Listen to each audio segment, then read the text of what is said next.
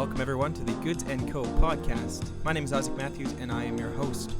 Here on the podcast, we share the stories of local businesses and artists in the Northwestern Ontario region of Canada, proudly supporting ventures owned by members of the LGBTQ, BIPOC, and women-led communities.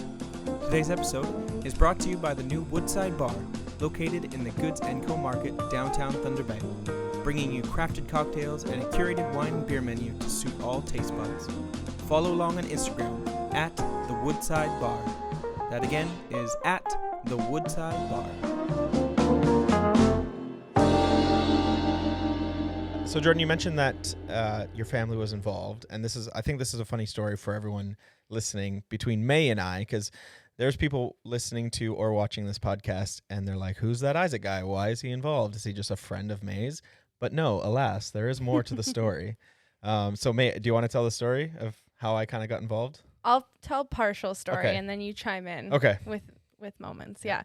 So I mean, prior to being involved in Goods & Co., I was very much involved with the Chanterelle building, which is on Park Ave, 206 Park Ave. And so that's where I was working before I came into this project. And my cousin runs the Chanterelle. Her and I looked into deep into the history of the building.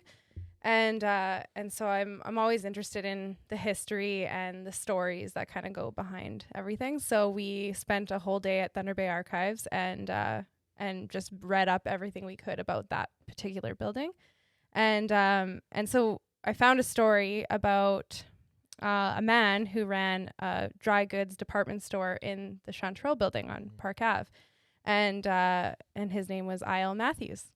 And so when I read the story, it kind of really resonated with me, where he was a community man. He was a mayor, I think, a few times running. And he was really known by the community to just be that. When was this ballpark? So this is early, 1903. Okay, so Port Arthur 1903 had 1 year tenure for mayors. I'm not like, you might have to confirm this, but the reason why he would have ran so many times and been the mayor so many times was it was literally like a street fight every year to be the mayor. Interesting. And you would get it for a year. That's then funny. Take away I.L. Matthews' thunder. A literal street fight. Cut. No, that's a good point. Point. But it's the guy was multiple times the mayor. Yeah. Right. Yeah. But the reason why you're multiple times the mayor was that they had this Every year you have to rerun. chaotic as they're building this city, right? They have these chaotic, weird things. But anyway. It's like the chair of the BIA. No one wants to be it. Jim Camusi, the chair for the 5 Jim's years. chair for life. Yeah. Anyway, so Jordan knows way more of factual information, so he can chime in with all that stuff. But yeah, no, it was just a really cool story about this man. And I think the guy that owned it before him was and this, like, you got to fact check this, was I think the guy that owned it before Mr. Matthews may have been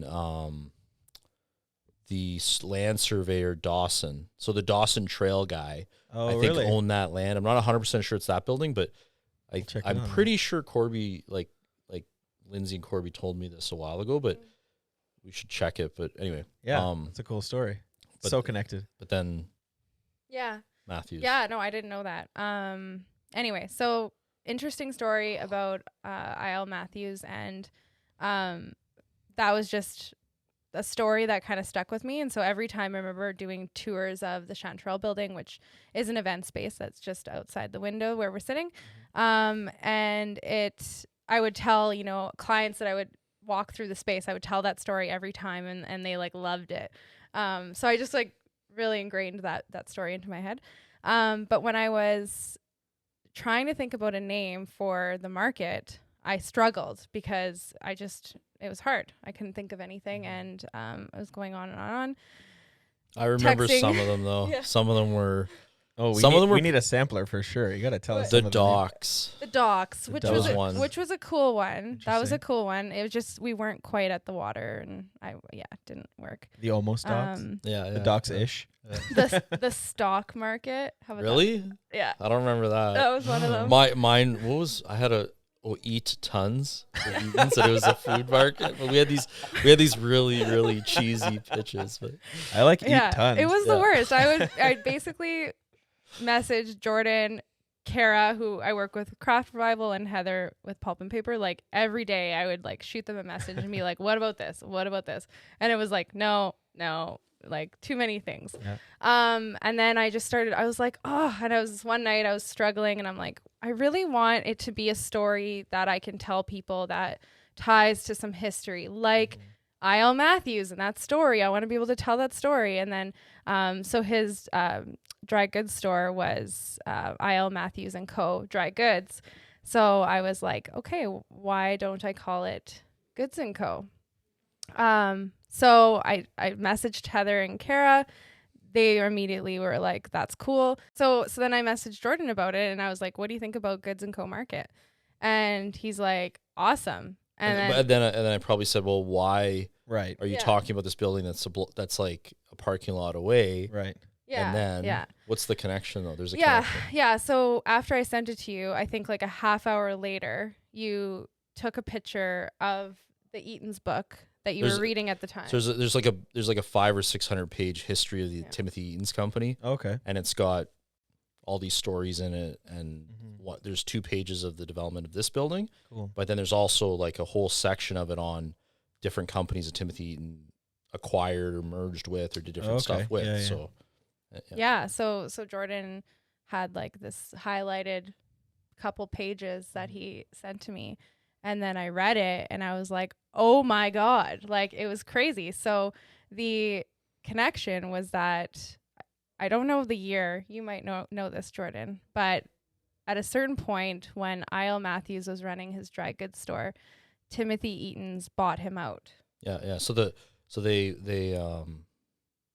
Eaton's had a presence in Thunder Bay, but it was really small. It was like a grocery kind of thing. And then acquired, there's a group called like Canadian Department Stores or something. I forget the name is. The Great Canadian Department Store. Yeah. So the I.L. Matthews store became part of the Great Canadian Department Stores, and then Timothy Eaton's and company purchased the Great Canadian Department Stores. Oh, okay. And then they built this building so that the old department store down the street could move over here, but then be change the flag and rebrand it. So it got branded as Eaton's as a department store in 1938. Okay. But prior to that, like the precursor was basically founded by this Mr. Matthews, which is in the building that the Chanterelle's now in. There's some apartments. There's a new brewery going in really soon, Lakehead Brewery. That'll be pretty cool. But yeah, no, it was an interesting connection.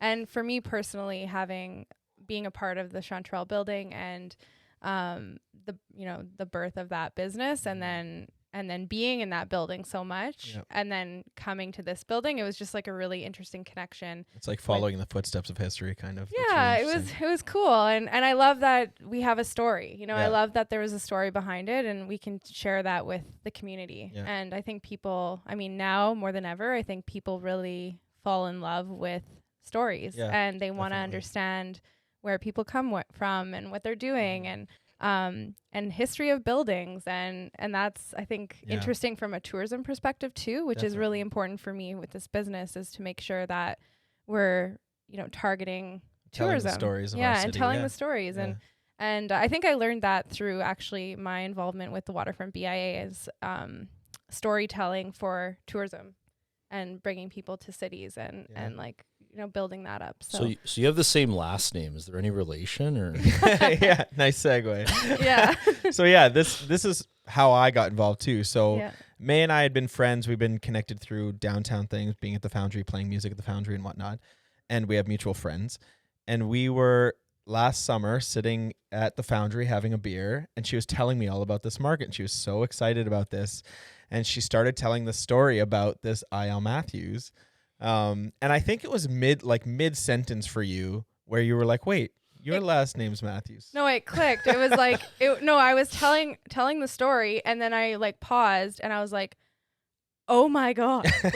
And I just was like, I gasped. And then you're like, what? Didn't you find pictures of the guy too? And there's definitely pictures. Yeah, we have pictures, and you have anyways. So I was just I gasped, and then I was like, you're gonna die when I tell you this. Anyways, and then so and then she told me the whole story, and it was a history that I'd known of. So my name is Isaac, and my initials are ILM, And my last name is Matthews. So obviously, I.L. Matthews was my great-great-grandfather, the man who owned the Matthews Goods & Co. Yeah. And the mayor. So initially, he had started this, and this is a side thing, but it's interesting anyway. He became mayor, and he wanted to kind of leave a legacy. So he had started a tradition within the men of his family, the firstborn in his family, where the initials will always be I, Lamont Matthews. So every firstborn male since him has been an I name. So my dad is Ian, his dad's Ivan. His dad before him is Ivan. There's another Isaac in there as well, who was the mayor of Thunder Bay. So that tradition's been passed down. So I have the same initials as him, and Lamont Matthews is the same as him as well. So yeah, as soon as I heard that story, I was like, I have to be involved. So yeah, I have at home, and this has just come up recently in the last 5 years maybe, I have at home his like Sunday best coat that he had passed down through his family. And when it's over 100 years old. Over 100 years old. Wow. When he left the Goods & Go market, I'm going to call it that, the Matthews Goods & Go, whatever it was. When he left, his employees just adored him so much because, like you said, he was a really kind man, it seemed. Mm-hmm. He was involved in the community. They gifted him a cane that we still have, and the head of it is a custom gold handle, and it has I.L. Matthews engraved in it. And it's, like you said, it's over 100 years old. It's so cool. Yeah, and that's been passed down through our family. So. And Isaac said we could hang it in the market if we wanted to. Wow. Which is so cool. That'd be neat. Yeah. Yeah, that would be really cool. It's sitting in a basement somewhere right now, so you might as well give it a story. Maybe in the men's room. Everyone's got to see it, though. No, that's true. Yeah. Do you have the top hat still? I do. The top hat. I literally have the top hat. That's amazing. The top Isaac hat said he was gonna wear the outfit to the grand opening. Wow. I've tried to put it. I have a picture somewhere where I tried it on. I'll try and find it for this video portion of this, but it doesn't fit me at all. He was a small guy. I think. So I have my grandmother passed away a long time ago, and then like not that long ago, but like 10 years ago, and my aunt and my uncle kept some of her stuff and everything, but didn't keep that much of like little things, you know. Yeah. But they kept one suit that was my grandfather's that he had custom made like 1950 something or whatever. No, it was probably later. It's probably around the time that he worked on this building, but it's a 3-piece black and blue pinstripe suit. That's amazing. And it's like light blue, dark blue, black. It's so edgy. It's got to be the 70s. I don't know, but it's so out there. But I should wear that, and you should wear your top hat. Perfect. Yes. I love it. We could bring some good karma down here. But it's but I got that 4 or 5 years ago. Yeah, they've only just surfaced recently. This is crazy. Wow. That's awesome. Mine's probably polyester. Yours is probably it's like bear wool. Yours is it's a bear a beaver pelt. Yeah, a for pelt sure. hat. It is thick and hot. It's like a Hudson's Bay Company original. And it's pelt got hat. tails on it. It's wow. Oh, you have like a tuxedo jacket. Yeah, it's really nice. The top hat. It's like That's a amazing. Sunday best. Wow. Yeah. It's anyway, amazing. we went on a tangent there, but So he was a gentleman though. Like anything when you see these pictures and everything, the guy was a gentleman. Yeah, definitely. Yeah. Like a cool dude. Totally. Yeah, no, it's awesome. So the connection this summer was pretty wild and really got us excited and then I badgered her every single day to let me be involved somehow. And here we are. Yeah, it was like you can sing a song every day there. You can I think it's really cool how those moments happen and just when, you know, like the connections that you don't expect and then things kind of come together and people love the history of the city, and there is so much history. And the fact, like Jordan, you mentioned that there's this energy and this kind of injection of a new generation who's trying to uplift this downtown core. And the fact that they're doing it while weaving in the history of the city, I think is so important. Instead of just demolishing everything and building brand new, people like you guys are trying to maintain as much of the history and the authenticity of the city as you can, while also keeping up with the Joneses and pivoting for today's climate, you know what I mean? So I think a lot of people care about this project. I think not only do people in Thunder Bay like supporting local, they like supporting people who really care, and they like supporting people who are going to commit to the history of it and really try and bring up the city. And this project checks all those boxes and then some. So during this too, I just want to say, like, you haven't filled the entire market yet. Are you still looking for vendors? Can people still contact you to try and get involved if they want to? Yeah, I mean, I think I'm always going to, you know, want to know what's out there and want to hear from businesses. That's truly the purpose of the market, is to be a platform for artists, makers, local businesses to showcase their, what they do and their products. And I'm at this point, I'm about 70% full. Amazing. But I am definitely still, interested in hearing from people if they want to reach out. We're also offering opportunity for pop-up shops, which is kind of cool and gives an opportunity for people to, still come in and do like a one day or a weekend, or come during Christmas time or something and do a pop-up kind of shop. So I think, of course, always contact us.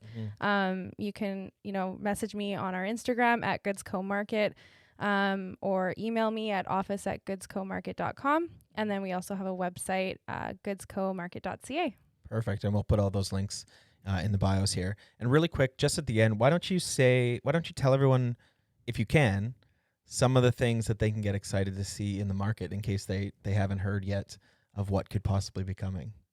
Yeah. So, I mean, at this point, I can't say all of the businesses that have confirmed because we're waiting on a few. But, like I mentioned before, it's just going to be a really nice balance between food spaces, food production, retail, art. But we've announced businesses like the Pasta Shop, which is a mom and daughter run business. Awesome. So they'll be actually producing on site, which will be really cool. And I'm really excited about the experience that people are going to have when they come in the market, being able to actually see things being made and the process that goes behind it. And that's just more of that storytelling aspect that I think is really interesting. So the Pasta Shop's coming in. We all know and love the Growing Season Ladies. So it's a local salad, health food restaurant in town. So they're going to be doing a third pop-up location with all new, or not all new, but some new items. Nice. So that'll be really great. Really focusing on fresh food. I'm not doing, crazy venting and stuff, so it won't be fried foods and things. Right. It's more fresh and healthy. And then we have artists like Victoria Weiland, a really good friend of mine who I'm just like over the moon that she's a part of this project with me, because she's been one of my besties since high school. So she does amazing artwork inspired by Lake Superior. So you can find her stuff here. You said there's an event space too coming Yeah, in? so a part of the market, we're developing into an artist kind of workshop event space. Cool. So it will be kind of off to the side, separate space that people can use to host their own workshops, run their own events, and we'll kind of be using it as a bit of a gallery space too, to showcase different artwork. And then there's going to be a bar, which we're really excited about, because you have to drink while you shop. Yes. That was the key element of why the craft revival was so successful, because people could come shop, and even for dads could bring their kids, grab a beer. It was great. Awesome. So yeah, we're gonna have a full service bar in the space as well, and it's gonna be multi-purpose. There's lots going on, and we're really excited. It's going to be amazing. So excited. So excited. Awesome. May and Jordan, thank you so much for joining me today. And yeah, if you want to get involved, like we said before, contact May.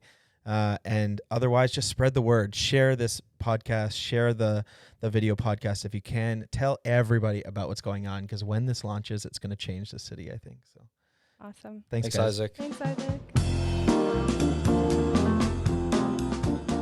Thank you everyone so much for listening to this episode of the Goods & Co. podcast. If you've enjoyed today's episode and want to hear more, we will be releasing weekly shows, so feel free to subscribe to the podcast either on YouTube, Spotify, or Apple Music Podcasts. Most importantly, make sure to spread the word about the Goods & Co. market opening this November 2021 in Thunder Bay, Ontario. And make sure to stop by the Woodside Bar for a drink and thank them for sponsoring this episode of the Goods & Co.